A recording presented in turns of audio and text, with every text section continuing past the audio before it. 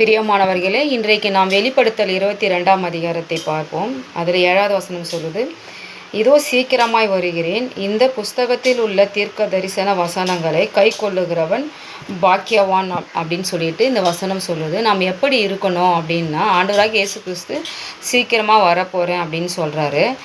அப்போது நம்ம ஒரு எக்ஸாம்பிளுக்கு என்ன பார்க்கலாம் அப்படின்னா, ஒரு நாட்டின் அதிபதி வரும்பொழுது, ஒரு பிரதமரோ யாரோ வராங்க அப்படின் போது நாம் என்ன பண்ணுவோம், முன்கூட்டியே வந்து அவங்க விரும்புகிற மாதிரி நல்லா வந்து டெக்கரேட்லாம் பண்ணி அவங்களுக்கு வந்து நாம் வரவேற்புக்காக காத்திருப்போம் இல்லைங்களா. அதே போல் தான் ஒரு சராசரி ஒரு மனிதனுக்காக நம்ம வந்து அப்படிலாம் செய்ய நம்ம வந்து கடமைப்பட்டிருக்கோம்.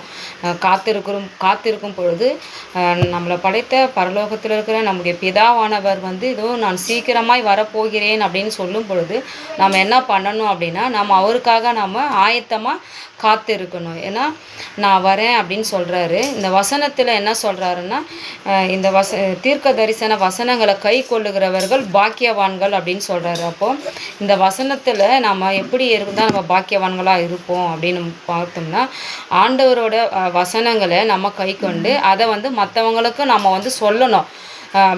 அழிந்து போகிற ஆத்துமாக்களை நம்ம என்ன பண்ணணும்னா, பரலோகத்துக்குள்ளே நம்ம வந்து சேர்க்கும் பொழுது நிச்சயமாக ஆண்டவர் வரும் பொழுது நாம் அவர் வரும் பொழுது நாம் அவர் எதிரில் நம்ம நிற்க தகுதி உள்ளவர்களாக இருப்போம் அப்படின்னு சொல்லி இதன் மூலம் நாம் தெரிந்து கொள்ளலாம். ஆமேன்.